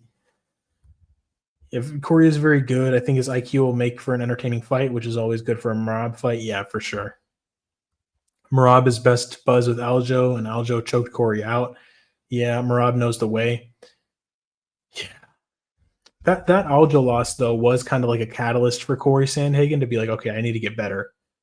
So, but I do get what you're saying, Brendan. I do. But yeah, most likely picking Merab. Yeah, I am picking Merab. And obviously, most likely he wins. But it's just, Corey Sandhagen, he is in the fight. There is a chance for him to get, something crazy. A knee. Like a knee into a choke. You know what I mean? He rocks Merab with the knee. And then he snatches the neck up. Fucking puts him in an anaconda. Just fucking chokes him to sleep. Fuck! You know what I'm saying? Am I crazy? I feel like I'm like standing on the fucking like on the corner of like the street with like a tinfoil hat and like the fucking cardboard sign, like Corey Sandhagen is gonna win. Like I'm just a fucking crazy conspiracy theorist. But man, he has a chance, man. But yeah, no, most likely Merab's just gonna dominate him. But we'll see. It's gonna be a damn good fight for sure. I'm looking forward to watching it. I'm gonna be excited for it. And then we got Magomed Ankalaev versus Alex Pereira. I don't remember the odds for the last fight. I'm assuming that Ankalaev was a underdog. We got Pereira at big plus money. It's most likely going to be Ankalaev again. Potentially, we'll see if he's able to knock him out, because he did have Pereira hurt in that first fight. Pereira's saying, "Oh, I'm taking it seriously now."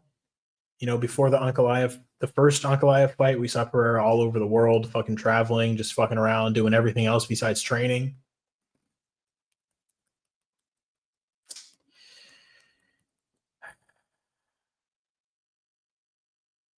Damn it. What are you guys thinking? Let me see. I'm going to see what you guys think about Ankalaev versus Pereira. Let's see. Let me catch back up.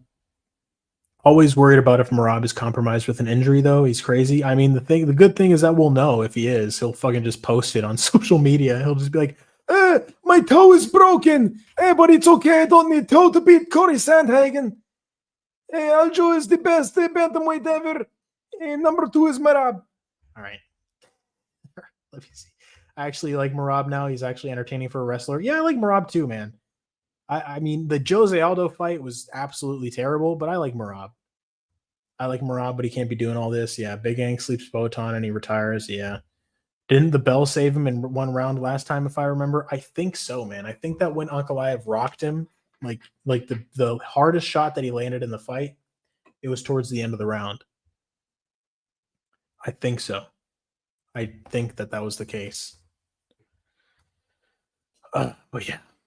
Ankalaev obviously is locked in, dialed in with his training. Pereira, for what he's saying, he is also more locked in with his training.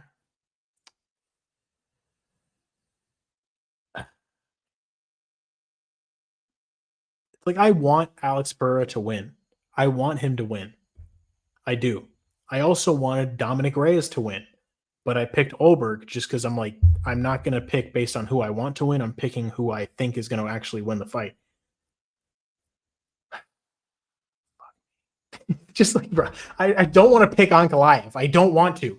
I fucking don't want to, but I have to. That's how it feels. You know what I mean? It's like I'm taking my medicine. You know what I mean? Like when you're a kid, you have a cold and you have to take that nasty ass shit out of the spoon. And it's like your mom's like, you have to take it. You're gonna feel better. It's like that's what I feel like Magomed Ankalaev is. You know what I mean? He's just like shitty cough syrup. And damn it. Fuck me. Yeah, I'm picking Ankalaev. God damn it. But I want Pereira to win. Give us an impression of Marab seeing Nina Drama have a wardrobe malfunction. Hey, Nina. Oh. Nina, your titty is out of your shirt. That's very nice. Squeezy. All right. Fuck, this card is a banger. I'll be on night shift, but I'll watch. Hell yeah, you got to watch, bro. I looked up a stat where only 4 people have won an immediate rematch for the belt. Couture, Nunes, Izzy, and Figgy. Can Pereira pull it off too? Also, that Marab impression is so good. That's so funny. Pick Big Ank, bro. Yeah, bro, I fucking did. That impression is wild. That's funny. Magomed Ankalaev is going to beat Alex Pereira because he is a better wrestler. The wrestling is the best. It's the strongest. Yeah, Marab is fun to do, bro. That's a fun impression. Clearing up the sinuses. Man. Shit. So yeah, that's UFC 320. It's a banger of a card. I'm looking forward to it. We're gonna be watching it together. I don't know when I'm gonna do my first fight companion. I'm not too sure. We'll see. If not, I don't think it'll be 320. Maybe 321. What's 321 looking like? I want to go ahead and look a little bit forward into the UFC. UFC Fight Night. We got Gamrot versus Charles Oliveira. This is interesting. I haven't really taken a look at this card at all. Don't know who these dudes are. Walter Walker versus Muhammad Usman. Ooh. One would assume Walter Walker is going to get a heel hook on Muhammad Usman. That's what I'm thinking. Clayton Carpenter versus Jafel Filio. Yeah, I think I'm getting ahead of myself on this. Vitor Petrino versus Thomas Peterson. Sweet Jesus. Yeah, they want to get Vitor Petrino a easy win here. Even though Thomas Peterson is good, but Petrino's a fucking different beast. Joel Alvarez versus Vicente Luque. Bro, this is so fucked up, bro. This was supposed to be Santiago Ponzinibbio versus Vicente Luque. Ponzinibbio had to pull out, so now they're just completely feeding Luque to Joel Alvarez. He's just going to get slept. I can't believe that these guys are almost the same age. 33 versus 32, bro. I feel like Vicente Luque is 40 years old, bro. That's crazy. He's only 33. I mean, he's turning 34. But, bro, that's fucking wild that these guys are nearly the same age. I thought, like, Joel Alvarez was, like, 30. Vicente Luque, I thought he was, like, 36. That's crazy. He's just taking so much damage that he is older than he actually is. You know what I mean? Like, he is 33, but, like, fight mileage, he's, like, in his fucking 40s. Man. Ooh, this is another hard fight another hard card to call. Ricardo Ramos versus Con Ofley. Shit. Why is it saying Con Ofley's Mongolian? What flag is this? Turkey is Turkish? Oh, this dude is Australian. Fighting out of Melbourne, Australia. What the fuck? Okay, yeah. I mean, yeah, I guess Volkanovski's Macedonian, but he's fucking Australian. Get the hell out of here. What are you talking about? Turkish. I don't know. Yeah, I mean, shit, that's UFC Brazil. And then what's 321 looking like? I'm sorry. Let me go ahead and get back into chat. We got Brennan Allen versus Rainier de Ritter. Shit. Fuck, being wrong on a pick. I'm picking Poetan. I can't pick boring Big Ank. Doing fight companions would be so fun. I agree. Rest in peace, Luque. Yeah, bro, that's fucked up. Joel Alvarez is going to do bad things to Vicente Luque. My brothers, what's up? What's up, Herb? We just got done breaking down UFC 320, my guy. Alvarez by murder, unfortunately. Yeah, for sure. And we also looked at UFC Brazil coming up here. Yeah, what's up, Big Herb? What's crack-a-lackin', my dude? But yeah, let me go ahead and let me just go back over my leans for UFC 320, my early picks, which are not going to be my official picks. They're just going to be the early leans here. But yeah, we're going Veronica Hardy, Vanderford Brahimaj. Fuck me. Yeah, I guess early lean is going to be Brahimaj just because, Vanderford has only beaten Varatinikov in the UFC, and I feel like Varatinikov is not very good. But Brahimaj has also lost to Themba Gorimbo and Court McGee. So it's like, I don't know. I need to watch tape on this one. Punahele Soriano, Nikolai Veretennikov. I got Soriano KO. That's going to be my official pick as well. We got Patchy Mix versus Jakub Wicklox, who is a guy coming from the KSW. He's got also mostly submission wins, no KOs, just some decisions as well. So if they're giving Patchy Mix a grappler, so he can most likely try to get a win here. But who knows if he will. Patchy is a no bet from now on. We got Macy Chiasson versus Yana Santos. Good value on Chiasson at only minus 225. I feel like that's going to go up to like minus 300, minus 350. So yeah, Macy Chiasson, I feel like she's a lock here. Definitely she's going to be beating up Yana Santos. Potentially could even get a TKO or a submission. Daniel Santos versus Ju Sang Yu. Leading Daniel Santos just from what we saw in his last fight he was looking good with the boxing defense. Farid Basharat versus Chris Gutierrez. I don't really have a pick here yet. I got to watch tape. Probably going to be picking Basharat, but it's not based in like my memory of his fights. Edmund Shabazian, Andre Muniz. I got to look into that one deeper too. I need to look at Andre Muniz's takedown ability. I need to see how good he is at getting these takedowns. Because we saw Shabazian beat Petrosky last time via decision, and then we just saw Petrosky get fucking destroyed by Cam Roston. So, and Atebi Gautier, Ozzy Diaz is getting sacrificed. Joe Pyfer, Abus. I like Joe Pyfer later on in the fight. Abus might win round 1, but Joe Pyfer needs to take advantage of him gassing out and put it on him in rounds 2 and 3. Yusuf Zalal, Josh Emmett, hoping for Josh Emmett KO, expecting Yusuf Zalal to run away to a decision and just outpoint Josh Emmett. Khalil Roundtree, Yuri Prohashka. We're picking Yuri Prohashka. Early lean, I guess. I'm going to watch tape and see if that changes. Sandhagen Marab. I think that Sandhagen has a chance, but I'm picking Marab. And then Ank versus Pereira. Unfortunately, I'm picking Ankalaev. We got Chilling with the Lads, Herb. 321, a bit underwhelming. Could get one more good fight. Why is the Blob Hamdi on that card? Hamdi Damti. Yep. What's your prediction for JDM versus Islam? I'm going JDM, my brother. Drewski might beat his ass. Who's Drewski? Drewski, the fucking the comedian? I might go savage mode and pick Emmett and Poeton. Fuck, bro. That would be a sick ass parlay. Big odds. But let me go ahead and look at 321 for you guys. Tom Aspinall versus Ciro Gane. Tom Aspinall by easy first round submission. Ciro Gane can't fucking grapple. All right, but my guy, hell yeah, Bondi. I think just like my justification for the JDM pick is just like we saw Islam struggle against Volkanovski, who's a featherweight. Yes, he's the best featherweight ever, but still featherweight nonetheless. He struggled against Dustin Poirier, who kind of was not in his prime. I don't want to say that he was washed, but he was kind of like on the downturn of his career. That was like his second to last fight.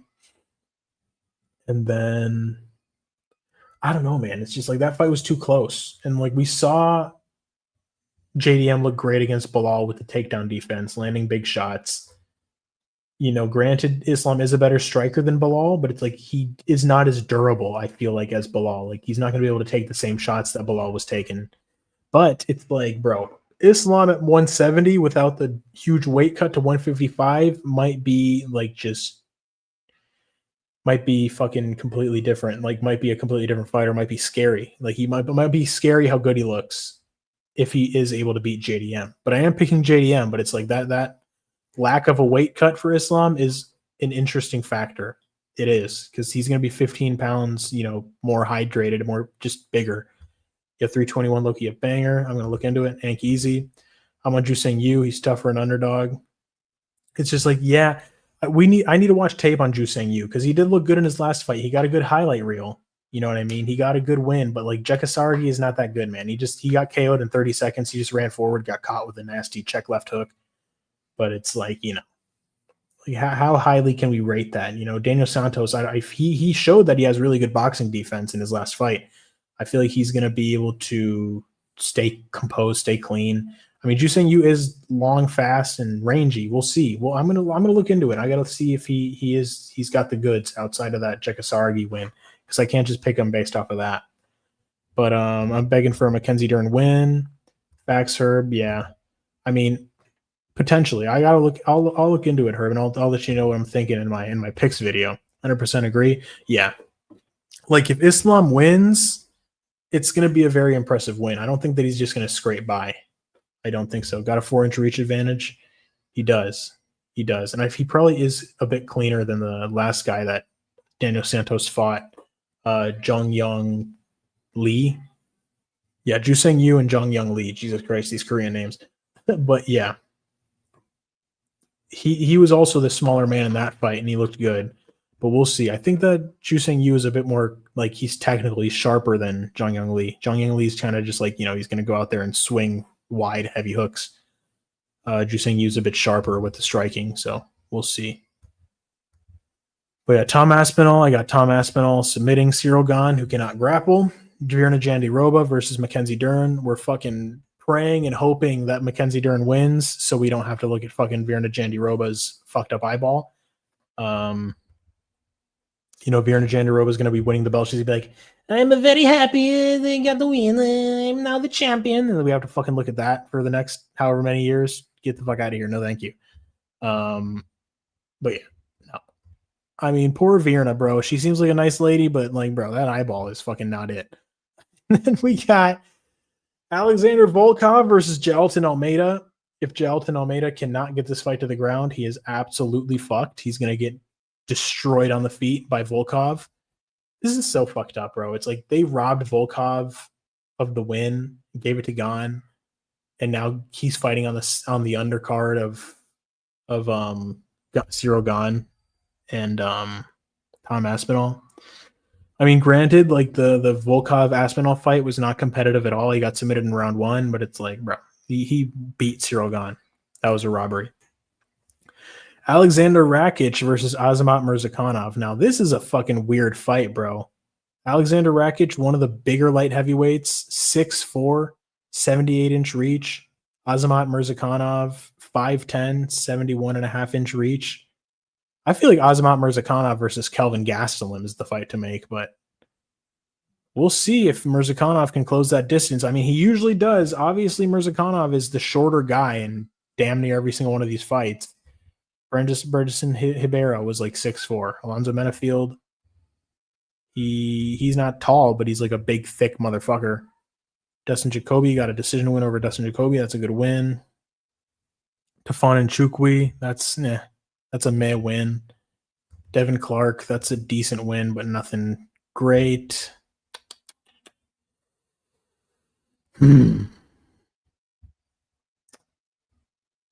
I want to know what you guys are thinking about Rakic versus Murzakanov, because that is an interesting fight. Umar Nurmagomedov versus Mario Bautista. This is a banger. I'm picking Umar, but you know, Mario Bautista is a good fighter, but I think that Umar will be able to have the technique and the striking and on the ground to be able to get this done here.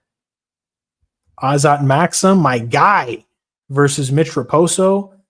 If finally we give Azat Maxim a fucking winnable fight, bro. The guy's fighting Charles Johnson, and he's fighting Tagir Ulanbekov. My guy, Azat Maxim, is going to come out and have a fucking masterclass performance. I think that he's going to get a finish here. Because Azat Maxim is good, bro. He damn near beat Charles Johnson, and he damn near beat Tagir Ulanbekov. Those fights were close. Close as hell. Chris Barnett versus Hamdi Al-Delwahab. Bro, Chris Barnett is coming back. The fattest guy you've ever fucking seen, making Kelvin Gastelum look skinny. I did not know that. I'll take it. Ikram Aliskerov versus Jun Young Park. Damn, bro. Iron Turtle's in for a tough fight. Yeah, this is my first time looking at UFC 321, apart from obviously just the main event. Rombetsky versus Ludovic Klein. Shit, man. They're never giving Rombetsky any easy fights. Granted, no fight is like an easy fight, but they're just giving him killers after killers. Let's see. You guys are laughing at me roasting Virna. Yeah, poor Virna Jandiroba, bro. I shouldn't be so mean to her. I got a 4-inch reach advantage for Mackenzie Dern. Hell yeah, bro. She can get this reach advantage. Violated her. LMAO. I'm working on my Azamat build. You said that's peak male performance, KZ. It is, bro. Daniel Cormier, Azat Murzakanov. Rakic versus Ank was so boring I forgot it happened. Bro, me too. What the fuck? I'm just now remembering as you're saying it. Yeah, that is true. That was a boring ass fight. Did Ankalaev get his title shot off of that? He did. That's crazy. That was such a shitty fight. It was so shitty that I barely remember it. The only thing I remember is that it was boring and that Ankalaev was getting better of the boxing exchanges, and that was about it. But it was a very low volume fight. Azat did so good last fight. Yeah, exactly. 30-27, that was some bullshit. It was not a 30-27. I love Chris Barnett, to be honest. Humpty Dumpty by KO. Check XKZ. I got you. Yo, I'm back. What's up? Useless. Gunnar Gyat, Extendo King, Useless J. Hell yeah. Chris Barnett, the GOAT. Bro, Chris Barnett should be like a fucking welterweight, but he just chooses to fucking follow the Kelvin Gastelum diet like ×2. Let's see. Let me go ahead and check X for the homie Hernanov. Let's see what's up. Hernanov shared a post.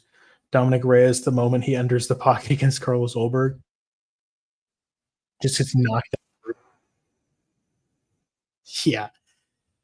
Yeah, and I don't know if you guys saw this. I sent it in the Discord, but Mikdebek Orabai is going to be fighting Jack Hermanson, UFC Qatar, at 170, which is a weird-ass fight. Something that I bet you weren't expecting. Wasn't expecting it either. But, yeah. Former KSW champion Jakub Viklax will make his UFC debut next weekend against UFC 20 against Patchy Mix. Yeah, we'll see. Somebody's betting on Jakub. $300 on Jakub to win 870. That's fucking crazy.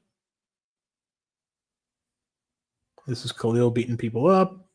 This is Vanderlei Silva all fucked up after he got fucking KO'd in that brawl. But, you know, Vanderlei Silva, he got what he fucking asked for, bro. He was headbutting that dude. He was throwing knees. And the guy that knocked him out was that guy's son. So it's like, you know, maybe just don't be such a piece of shit, Vanderlei Silva. Tom Aspinall looking lean and mean. God damn. Yeah, John Jones is all happy that Dominic Reyes got knocked out.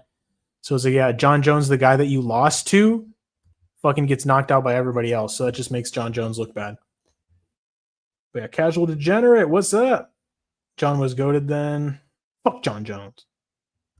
Honk had to get 11 wins to be the man he is today. Poatan got a title shot off of one win, Jan Blachowicz. Yeah, that's former champion Jan Blachowicz, all right?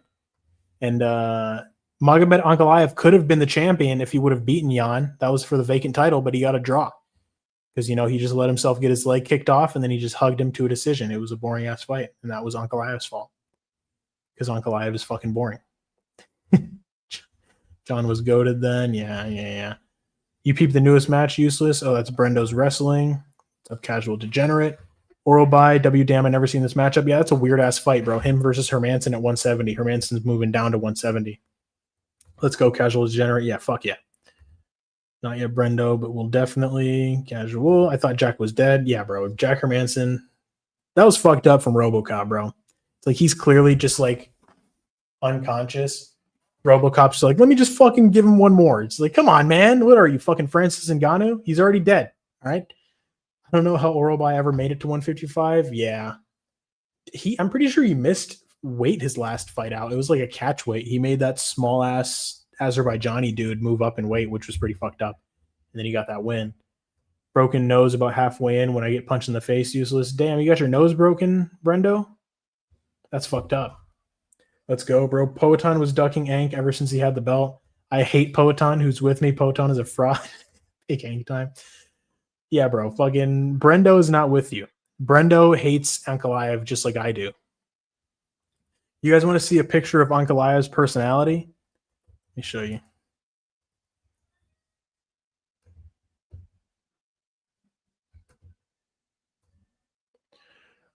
This is Ankalaev's personality right here. Fucking cardboard box. Bro's an NPC. Fucking get the hell out of here, bro. At least Alex Pereira has the whole Chama thing. Ankalaev, what does he have? His fucking giant toucan beak bird nose. Fucking out here looking like this. Get the fuck out of here, bro. Hopefully Pereira lands that left hook right on Ankalaev's fucking big ass nose and snaps that shit in half. But yeah, that's probably not going to happen. We're going to see Ankalaev win again, which is going to fucking piss me off. But, you know, it is what it is. Yeah, the guy broke Brendo's nose. That's fucked. Damn, bro. Big Ank hater here. Hell yeah. Brendo, that guy doesn't know how to hold back. That's fucked up. Big Ank mogged Poton at the UFC PI. Yeah, when they were arguing back and forth with Google Translate, Izzy walked so Poton could run. Real useless dude's full sent a hammer fist straight into my schnoz. Damn, bro, what a piece of shit. You got to get your get back, bro. Do him like Roger Jackson. You got to give him a receipt. If Poetan can't get it done, Ulberg will save us. Yes, bro. You know, if you can be happy with your Ankalaev win over Pereira. Useless. You know, you can celebrate, but it's going to be a short-lived celebration when Carlos Ulberg comes in and fucking knocks Ankalaev out, and we'll see. Do you guys think we see some big upsets this week? Let me see. What underdogs am I on this week? Corey Sandhagen, I mean, he has a chance, but probably not. Josh Emmett potentially gets the KO, but probably not because Yusuf Zalal is just going to run away the entire time. Let's see. It's going to be fucking Ozzy Diaz, bro. Ozzy Diaz is going to out-wrestle Teba Gatier and fucking submit him. No, I'm just kidding. Andre Muniz. I don't think so. Chris Gutierrez via leg kicks potentially, but I don't think so. Too close of odds to be called an upset. Macy Chasson is a lock. She's definitely getting this done at minus 225. It's actually great value. She should be like a minus 500, like Veronica Hardy is, minus 600 over Brogan Walker. We got Patchy Mix. I mean, Jakub Viklax, this guy could potentially get the upset. I don't think so, though, but I got to look into him. I got to see what he's looking like. Nikolai Veretinikov, I'm pretty sure he's going to lose. No, I'm damn sure that Veretinikov is going to get knocked out by Soriano. Soriano KO is a lock as well. Ramiz Brahimai, they like to call it, even though it's a fucking J. Austin Vanderford. I mean, this fight I'm kind of torn on, man. Because it's like Vanderford's only win is Veretinikov, and Veretinikov is not good. But Brahimaj has lost to guys like Themba Garembo and even Court McGee. So it's like, fuck me. This is a hard one to call because neither guy is like, wow. You know, just a battle of two like average fighters. Let's see. Roger Jackson is wild call, KZ. That's what you got to do to him, bro. Dude, Poton is so fucked. Yeah, Useless hates Poton, bro. Useless hates entertaining fighters. Useless hates Ilya Taporia, too. The knockout artists aren't elite, KZ. They're the most overrated. Yeah. See, I like the overrated fighters, bro. I jump on the hype trains. I think Yuri loses to Khalil. Really? And hot take, maybe Marab. Really? See, that's the thing. Like, I'm kind of like, you know, I'm thinking Corey Sandhagen has a chance. I'm not picking him, but like, you know, potentially, shit, maybe he lands a big knee, wraps up an anaconda choke, fucking chokes Marab out. You know, Corey Sandhagen has the leg locks. He's dangerous. He's got good cardio, got good elbows. He could cut Marab up.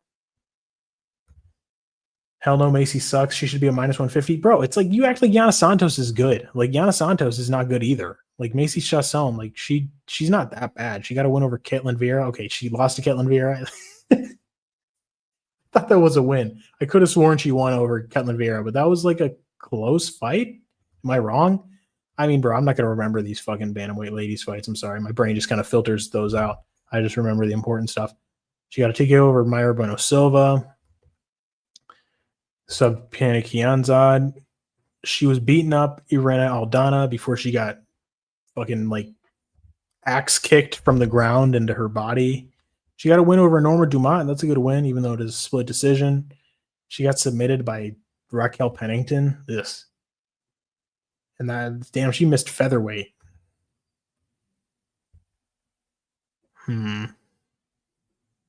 She has a lot of canceled fights. She's been in the UFC for forever, bro. Shit. Since 2018.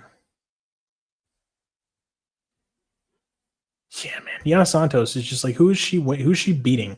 She beat Misha Tate. It's like, come on, man. Misha Tate's fucking washed as hell. She beat Chelsea Chandler. Chelsea Chandler's fucking terrible. She lost to Carol Hossa. She lost to Holly Holm. She lost to Irene Aldana. A TKO'd in round 1. She won over Caitlin Vieira. God damn it. And Macy Chiasson lost against Caitlin Vieira.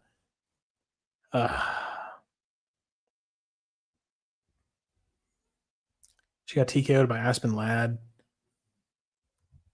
I don't know, man. I don't think that Yana Santos has any chance in this fight. Macy Chiasson is just going to be too big and too dangerous on the feet, I feel.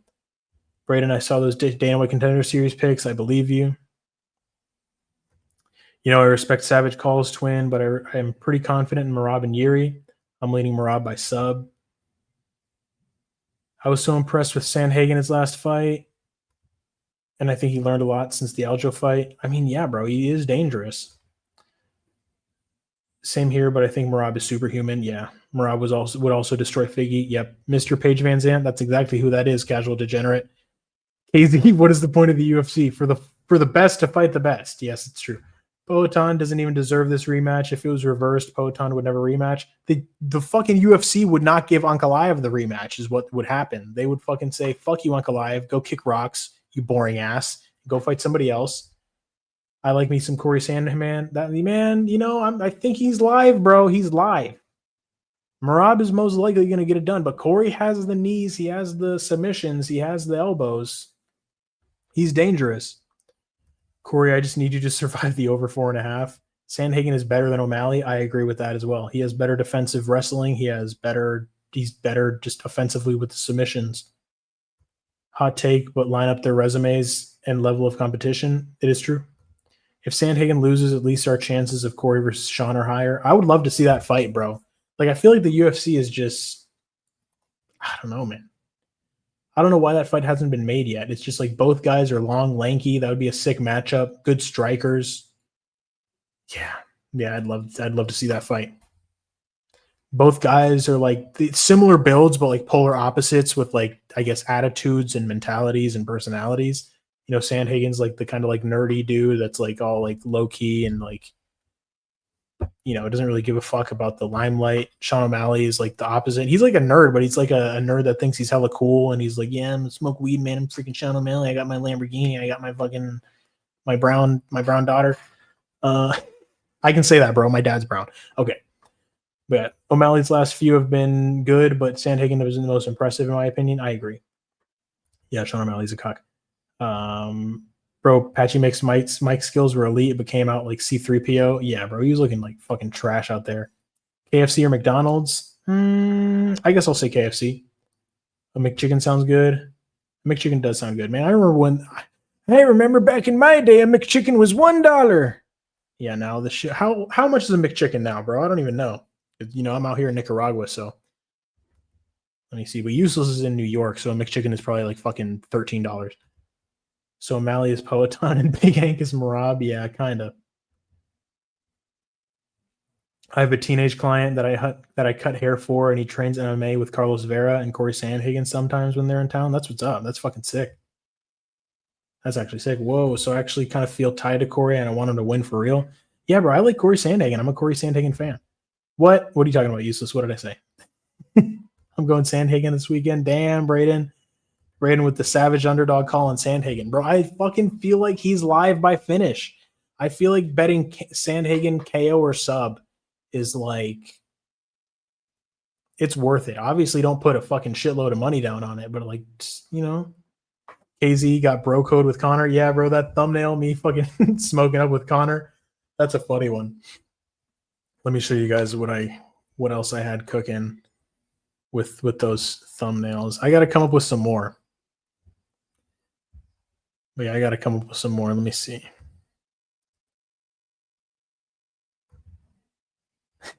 So stupid. Let me see. These thumbnails are dumb, but it's like I do them to be funny. I'm not doing it to like fill some kind of fucking void. You know what I mean? Oh yeah, I'm actually hugging Laura Sanko for real. It's like oh shit, you got fucking Laura Sanko. We got Valentina Shevchenko. So funny, bro. Mackenzie Dern. Valentina again. Veronica Hardy. This one looks fucking good, bro. Like that looks just like Veronica Hardy. That's crazy. My girl hates these pictures, by the way. She's like, why the fuck are you doing that? Valentina again. Me and Norma Dumont. I haven't used this one because it doesn't look enough like Norma Dumont. You know what I mean? It could look like it just be some random bitch. Mackenzie Dern again. Alexa Grasso. I know Juice Man hates this one. But yeah. Valentina again. And then here's like these are just pictures I sent to myself to make for the UFC Perth thumbnail. Oh shit. Let's see. Can we stop chasing dogs and just bet favorites and chill back and relax? I see Corey winning the belt and losing it in one fight. Sandhagen is worse the prop. That's what I'm saying, bro. Like, obviously, I wouldn't say put Sandhagen KO sub in any parlays. Just bet it straight, you know? I see Corey winning the belt and losing it in one fight. Who would he lose it to? That's like, would he rematch Piotr Jan for the title? Who would he be fighting? Rachel Ostovich is an all-time bro. Yeah, Rachel Ostovich is pretty hot, but she's just too like surgically enhanced. You know what I'm saying? Too much lip filler, all that stuff. To be honest, it's hilariously genius. Yeah, bro. Somebody was in my comments being like, you're fucking weird, bro. It's like, that's the whole fucking point. It's supposed to be like, it's supposed to be fucking, you know, like creepy in a funny way. Cause I'm not being like a weirdo about it. I mean, I don't know, bro. I don't know. That motherfucker made me get in my head about it, but I'm like, fuck you, idiot. And I just I hit him from the channel. I was like, fuck you, bro. You don't know me. All right. Yo, KZ, you leaked DMs. I know, but it is what it is. Let me see. It was just my mom, my girl, my dad. No, I didn't leak anybody's number, so it's fine. Maybe my own. Fuck it. Who cares, bro? Who cares? Yeah, I saw your phone number. Can I call you, KZ, on fucking WhatsApp? I guess so, bro. If you can call Nicaragua. Camrod or Oliveira. Kind of short layoff after that nasty KO. Yeah, now I feel like Corey landing a fight changing knee is inevitable. That's what I'm saying, bro. Can we study Contender Series? I got you, Braden. We can look into that. Umar or Marab in a rematch. Yeah, I would imagine that they give Marab the rematch if Corey wins. LMAO JK, I won't snitch. Prank call him. Yeah. Bro, it's goated as fuck. If I have files and files of me and Alexa with those pics, yeah, bro. To be dating all these MMA hotties, right, bro? I'm a lucky guy. But yeah, I got you, Braden. Let's look through Dana White Contender Series and Hararo, Gamrot or Oliveira. I was picking Fiziev for the exact reason of him coming back after that nasty KO, but it's not like Gamrot's going to be landing big power punches. He's going to be mainly looking to wrestle. But, you know, he obviously everybody knows Oliveira's coming off that KO loss. Gamrot could be looking to land big, you know, just like feint the takedown into a big overhand, try to just land it and try to put Oliveira out. But I would assume that he's not going to spend too much like effort trying to knock out Oliveira, and he's just going to be trying to wrestle heavy. And man, you know, we saw Oliveira struggle against Sarukian. He did have success with submission attempts. Man, shit. Yeah, fuck Dana White Contender Series. They robbed Montenegro. Contender Series study, please. I got you. I ate some fire with JJ today. I was going in. Yeah, that's why they call him Juice Man. They don't call him Juice Man for nothing. He was fucking getting that mango. All right, let's see. Contender Series. Jimmy Pace Jr., Luis Felipe Diaz. Let's see. Jimmy Pace Jr., looking like a brolic black dude. 4 KOs, 3 submissions, 6'4", middleweight. Okay. Only lost by decision. Beating guys that aren't that good. This guy's 4-1. This guy was 10-11. He's the champion at Samurai Fight House. Okay. Let's look into Luis Felipe Diaz. Looking like he's got some belts as well. 5'11". 5'11" versus 6'4". Oh, 6'2". Okay, I'm fucking blind. 74-inch reach. He's 6'2", so he's not as big as I thought he was. Pause. But let's see. All right, so he's got a lot more experience, even with the TKO and submission finishes. So this guy's a finisher. Reach not available. It's fucking crazy. His last fight was in 2023. That is a bit concerning. Jimmy Paisley's last fight was in 2025, so he's much more active. Luis Felipe Diaz is coming off of a 2-year layoff. Before that, he was losing, record ineligible in MMA, so I assume that he fought like a can here. Bout has been flagged. Severe mismatch. 2-14. Get the fuck out of here. Get out of my face.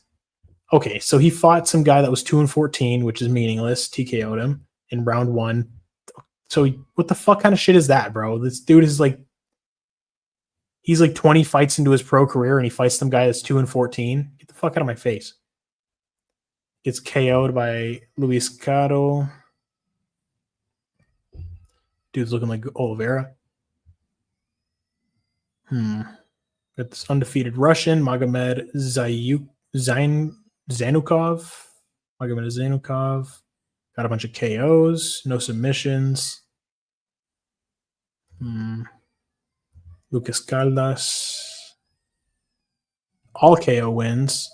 The only loss is by disqualification. Illegal stomps. Jesus Christ, this guy's a fucking savage, dude. He got DQ'd by just stomping this dude out. Jesus fucking Christ.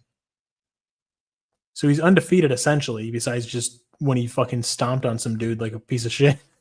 So let's see. And this Russian guy, I mean, we're most likely going to see. So the bout's not yet official, though. Let me go ahead and get back to chat. Let me see. Those contender props are juicy. I closed my eyes and thought of. Oh, juice, man. You were wrong. You crazy motherfucker. I closed my eyes and thought of Grosso and went cray-cray. That's fucking wild, bro. Minus 102 Gamrot versus Charlie O plus minus 125. Damn, good odds either way. What you think of those odds? I think shit, bro. No matter who you bet on, you got good value, so I like it.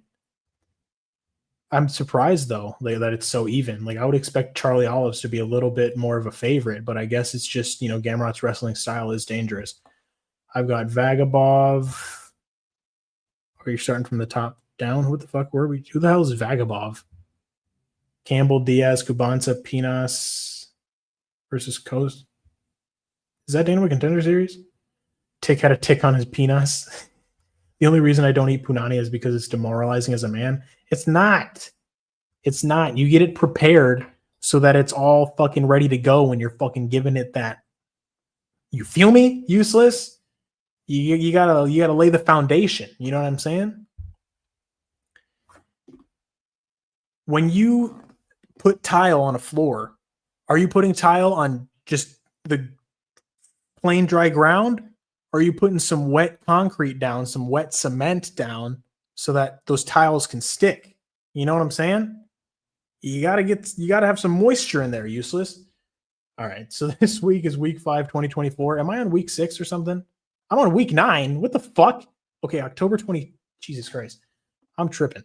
I'm looking at the whole wrong week, Braden. God damn.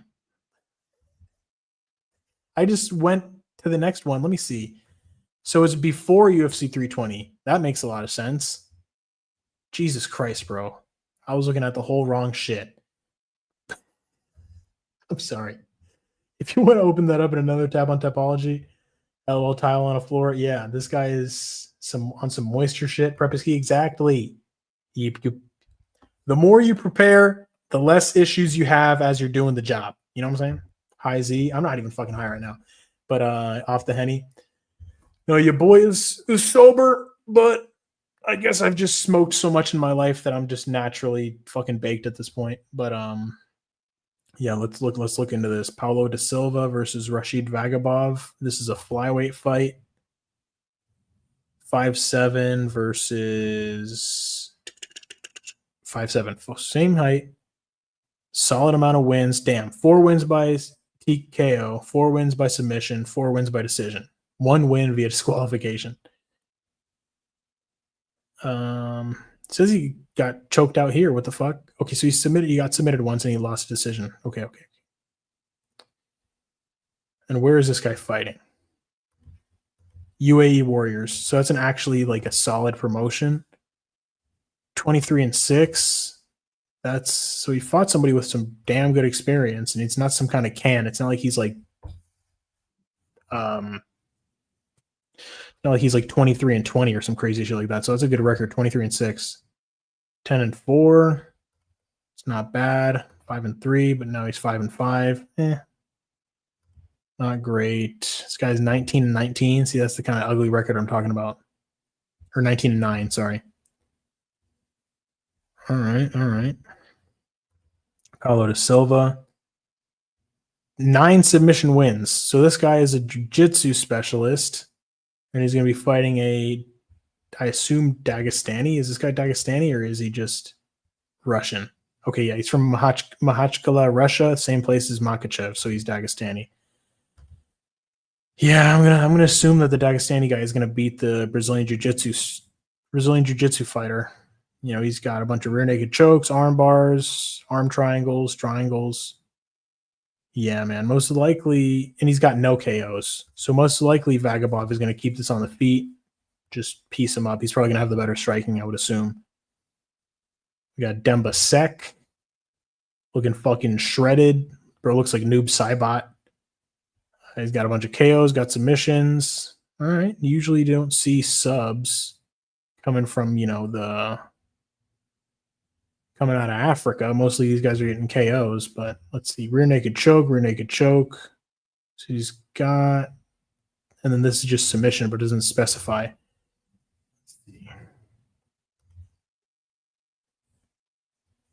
He's fighting out of Impact Championship.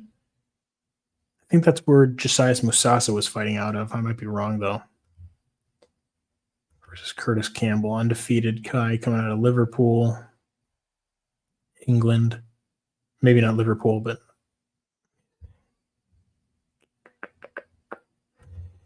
coming out of Fury. What the fuck promotion is this? Full Contact Contender. What the hell? Okay. Yeah, all of his fights have been in FCC. Whatever Full Contact Contender is. I've never heard of that. 7-2, 7-3, 5-0, 1-1. Okay. So he's not completely crushing cans. What about Dembasek? 8-5-1.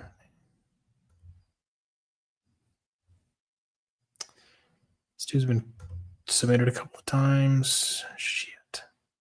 Yeah, man. See, with the Contender Series, man, it's just like, I don't know who to trust, who to pick. These guys are just all unproven. And it's like, I don't feel good making picks without actually watching tape. You know what I mean? It's like, yeah, I can look at the record, but like, I don't know what these guys are looking like when they're actually in the cage. Like, is this guy getting fucking dropped brutally and then coming back and getting a win? You know? Open up another tab with week 5 Dana White Contender Series on Typology. Is that what I'm on right now? This is week 8, September 20th, September 30th. But week 5 is fucking way long ago. What am I going to look at week 5 for? That already passed.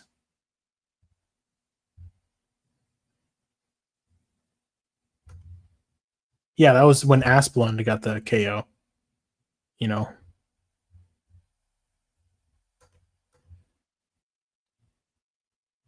Oh, and try to keep my crazy conspiracy in mind when studying this card. Okay, the dogs will be the same number of dogs on the card, but they will be in different spots on the card at relatively the same odds on both cards.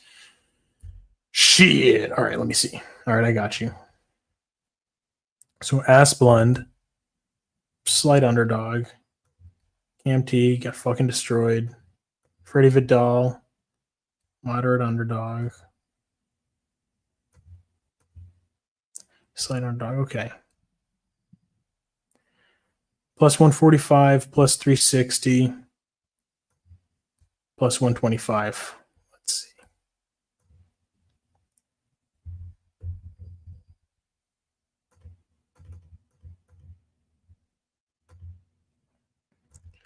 See if we're seeing anything similar with these odds. Oh, damn it. I don't have the odds yet for Contender Series on Topology yet. Damn. All right, I'm back. Cowboys and Packers game went wild, and I had to lock in. You're all good, bro. About to boogie. Have a great night, homies. Fuck yeah, Brendan. Have a good night, my guy. Just ordered my KFC. Take care, twin. Yep. Hell yeah, useless. Got the KFC. I love those mashed potato bowls. Casey, did you know one drumstick sold separately is $5.11? Dude, a Chicks Only fans is cheaper than that. That's fucked up, bro. That's such a ripoff. $5.11 for a drumstick. That's wild. My crazy conspiracy. I'm gonna still be here.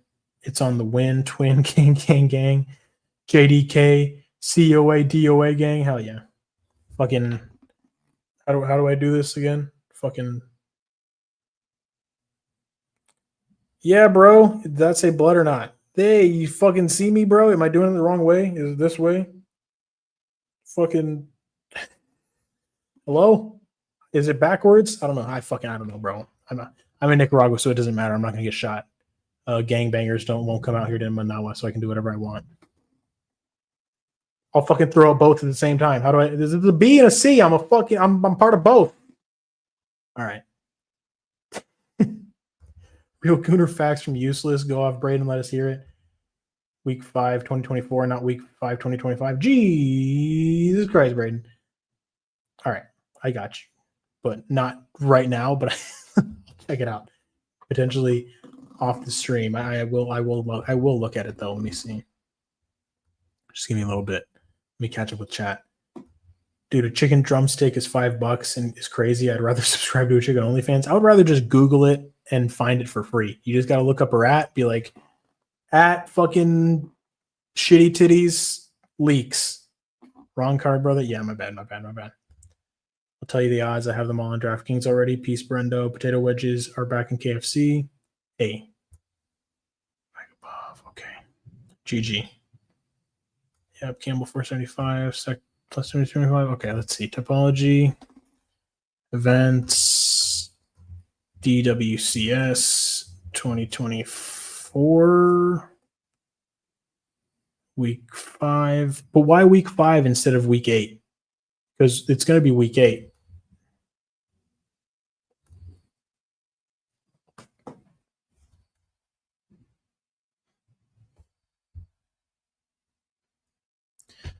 Let me know, Braden.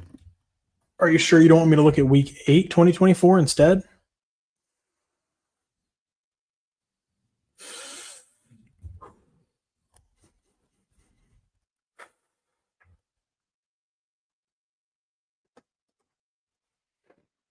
Hey, Lily.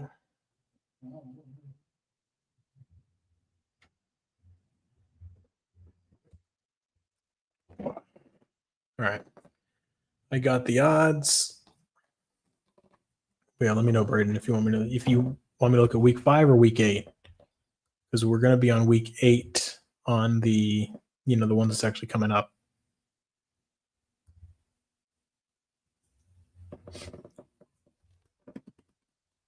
Oh. Sweet Jesus. Week 5, 2025. I got you. Or 2024, my bad. Okay, week 5, 2024 on one tab, the other one on the other. So that was Navajo Sterling. So there were 4 fights. Navajo Sterling was a moderate favorite, and you got the win. Yusri Belgaru. How the fuck do you say that? Yusri Belgarui?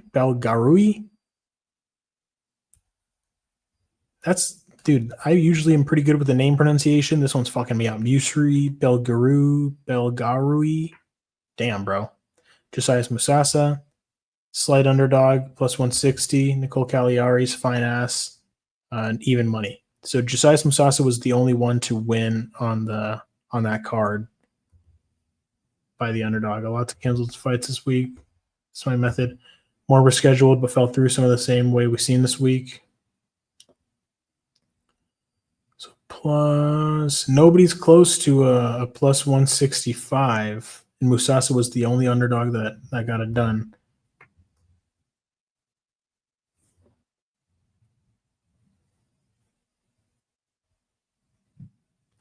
Yeah, because all the other underdogs lost.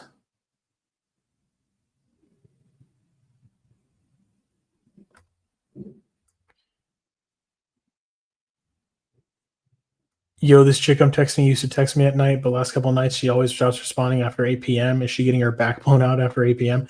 It could be their, her boyfriend gets home or something from work. But relatively same odds. Notice how fighters from this card and that card are from same regions and have same odds. Let me go ahead and pull that up.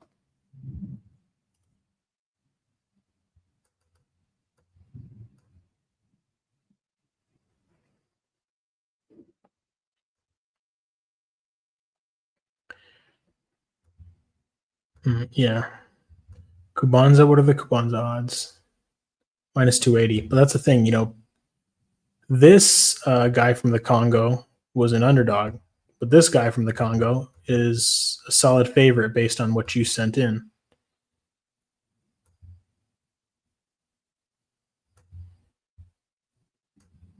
And is Sec plus 325, bro? Sec is live. I don't know how good Curtis Campbell is. That's the issue. He's 23. Bro, yeah, he's coming out of Liverpool. He's only 23. Demasec's 31. Big fucking African. What happened? Meow, come here.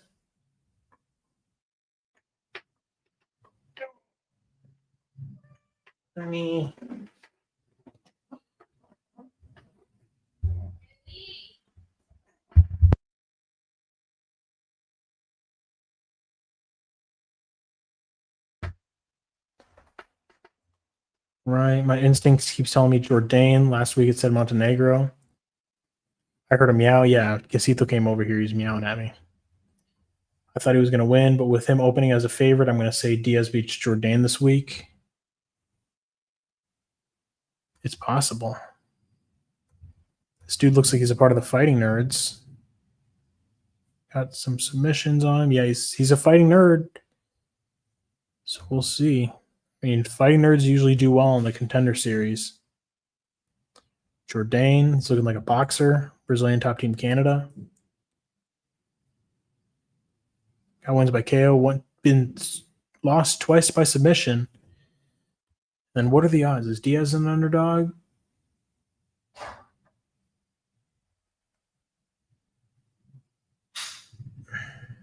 I don't have the odds for Diaz. Maybe I do. Yeah, plus 135. Possibly it's going to be Diaz or Sec. I feel like they're the most live underdogs just based on not knowing much about them. But yeah, useless. Most likely she is getting her cheeks clapped, unfortunately. You just I don't know, bro. I feel like New York, like women in New York is just not, there's not it. I thought that was my cat. That's funny. I don't know what he's meowing at. He's right here. What's up, baby? Not exactly why. What happened? I'm just streaming, but I might wrap it up here soon. Why? I know. I've been streaming for almost 2 hours. Fuck, this is the girl from DR. Bro, no, her guts are getting rearranged. Goddamn. What about them? They're down. Yeah.